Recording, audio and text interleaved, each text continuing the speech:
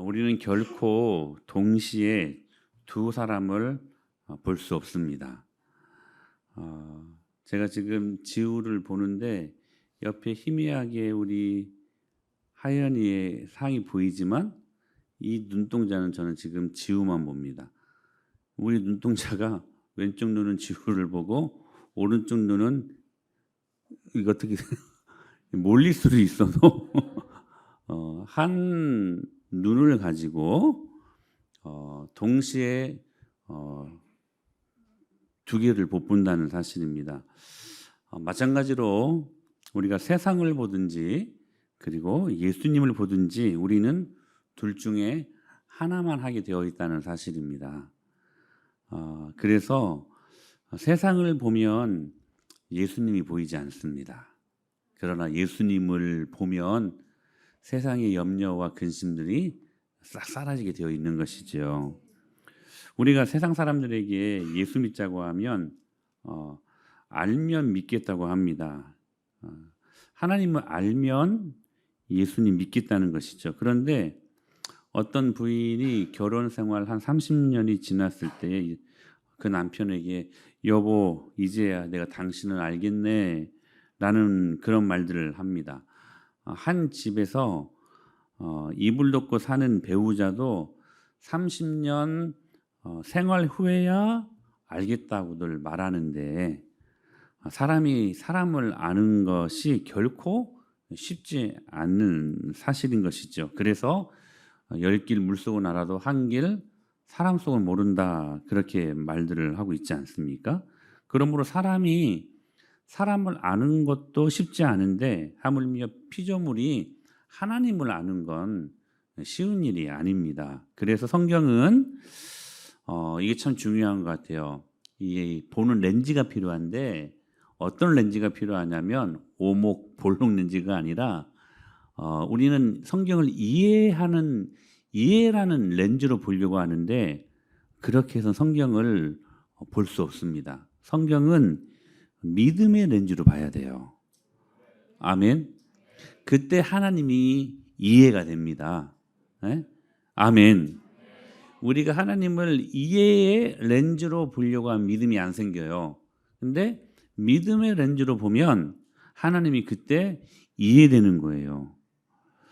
그러니까 하나님을 아는 방법이 참 많이 있습니다. 누군가가 나를 소개할 때 이런 분은 이러저러합니다. 저런 분은 저렇습니다. 이런 면에서 탁월하시고 등등 소개를 받고 그분을 만나게 되는 것이죠. 그리고 그분과 계속 만나면 만날수록 또 교제 속에서 이런 분은 이런 분이시구나라는 것을 알게 되지 않습니까? 하나님이 그렇습니다. 그래서 와서 보라고 말씀을 하시지요. 보면서 1% 하나님을 느낍니다. 근데 계속 가까이 가면 갈수록 1%가 2%가 되고 2%가 10%가 되고 10%에서 20% 나중에는 50% 70% 때를 넘게 되죠. 그래서 자주 만남과 나눔을 통해서 우리는 하나님을 알게 되는 것입니다. 그래서 성경을 읽는 것이 너무 중요하고 기도하는 것이 그래서 굉장히 중요한 일이죠. 왜냐하면 그 일들을 통해서 우리는 하나님을 알아가는 것이니까. 성경 말씀을 통해서 주님의 음성을 듣는 게 중요하고 기도를 통해서 우리들의 마음을 털어놓는 게 굉장히 중요한 일. 그렇게 함으로 말미암아 그분을 우리가 경험하게 된다라는 것입니다.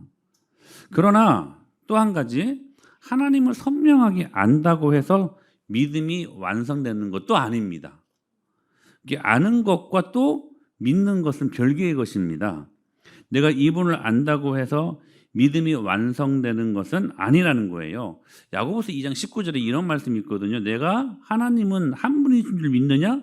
그 정도 믿음은 귀신들도 아는 것이라고 말합니다.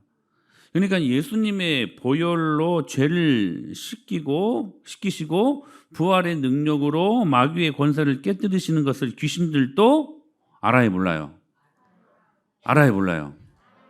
알아요. 귀신들도 알아요. 그러니까 아는 거하고 믿는 것은 또 다른 거야.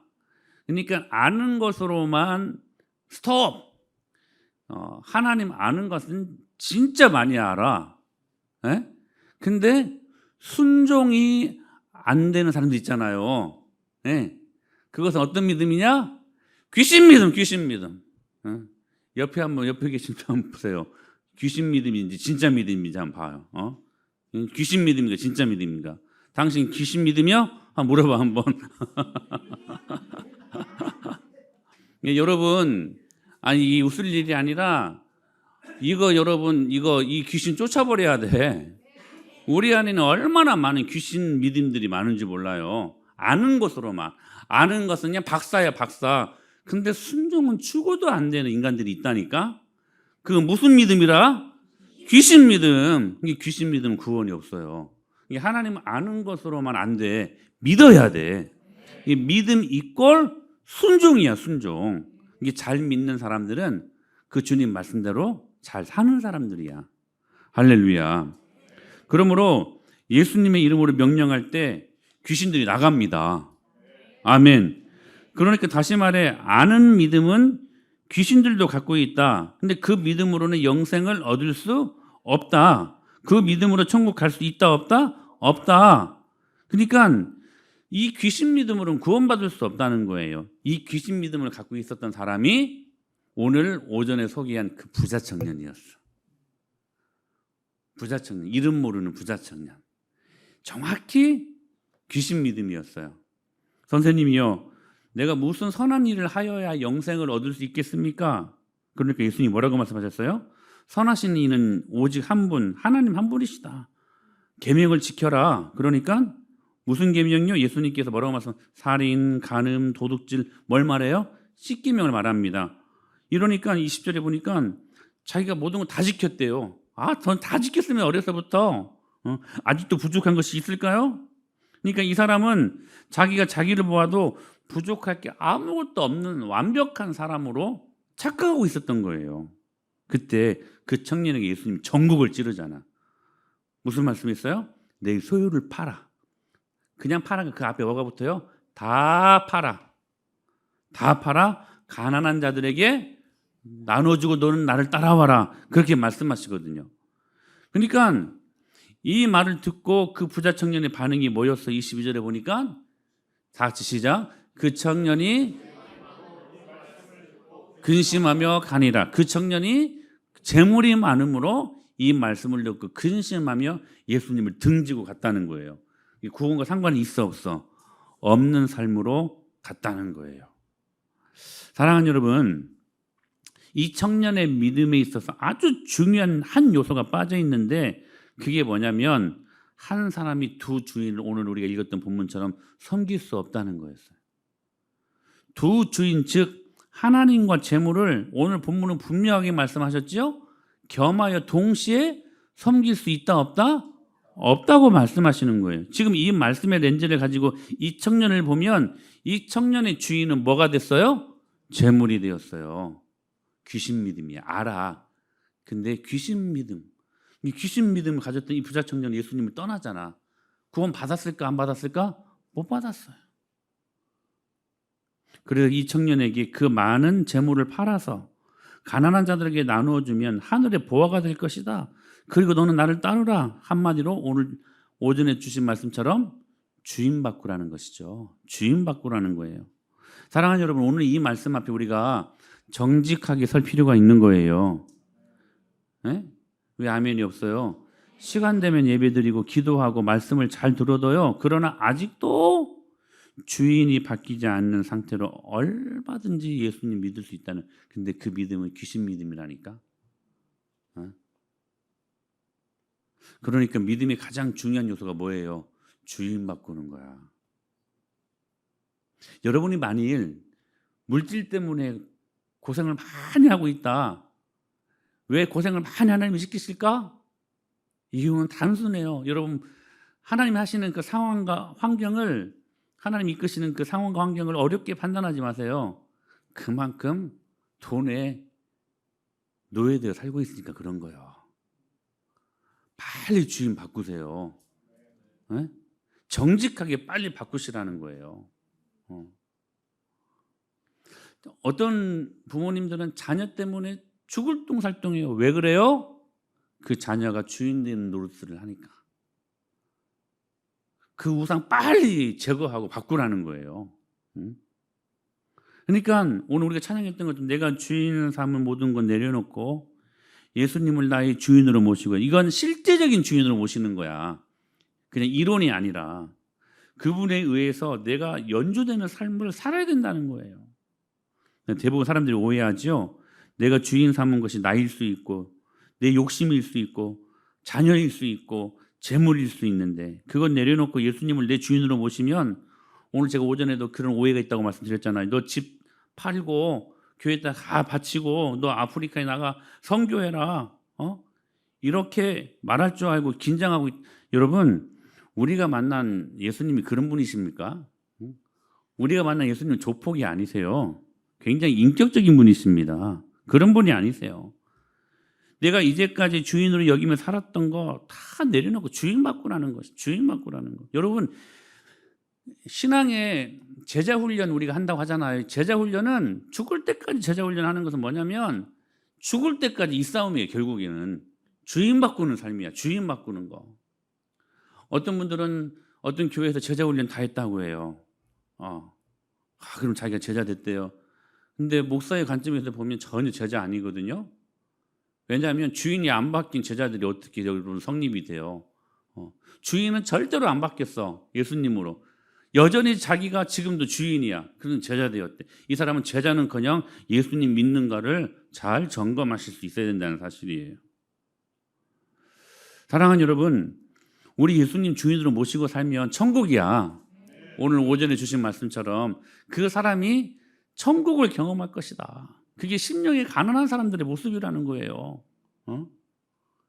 그냥 심령이 가난한 사람들은 복이 있나니 저희가 부자가 될 것이요 라고 말씀하시지 않았고, 천국이 그들의 것이며 라고 말씀하셨잖아요. 부는 한 일부의 기쁨이야. 그게 전부가 안 돼요. 하나님은 우리에게 일부를 주시기를 기뻐하시는 분이 아니라 천국 전부를 주시기를 기뻐하신다는 거예요. 이게 부와 천국은 깨비가 안 되는 거예요. 여러분, 여러분의 가정이 저는 천국이 될 수 있기를 소망합니다. 천국이 돼야죠. 이게 주인 바꾸면 이것이 일어나요. 존재적 비움이 일어나면 이것이 우리 안에 실제적으로 역사하는 평강으로 주님 주신 축복을 경험할 수 있어요. 여전히 돈도 없어요. 여전히 아파요. 여전히 문제가 해결되지 않았어요. 그런데 내 마음속에 평강이 많은, 그 평강이 나를 지배하기 시작하는 거예요. 그러니까 살만하지. 살만하지. 한 번씩 장례식장에 가면 자녀가 많은 가정이 있는가 하면 외동만 있는 가정이 있습니다. 이제 저희 사모 쪽으로는 6자매니까 참 저희 장모님이 지금 아빠 누워 계시는데도 자녀가 많으니까 참 좋더라고요. 이렇게 시간 바꿔가면서 계속 와서 이렇게 돌보고, 또 아버님도 이렇게 식사 대접도 하고, 한 번씩 갈 때마다 우리 몸보신하고 오네. 우리가 대접하면서 몸보신하고 그렇게 하면 이제 장례식 혹시 돌아가시면 이제 그것도 생각을 해봐요. 6자매 6교회가 다 올 거 아니야? 그렇죠? 이제 우리 교회에서 얼마나 많이들 오시겠어? 안 올 거야? 오지. 근데요, 저는 신혼이 하나잖아. 우리가 죽으면, 그래서 항상 제가 예성이 예랑이한테 그래요. 너희는 형제 이상이다. 응? 친형제 이상이다. 우리가 먼저 죽으면 친형제인 것처럼 장례식장에도 오고 거기 빈도 지키고 있고 항상 내 당부를 하고 있거든요. 근데 이런 진짜 실제적인 고민이 들 때가 있어요. 근데 어느 순간에 내가 이것 때문에 무슨 걱정을 하고 있냐, 내가 그런 생각이 들어요. 왠지 아세요? 그런 생각을 해봐요. 이 아이의 주인이, 제 아들의 주인이 누구예요?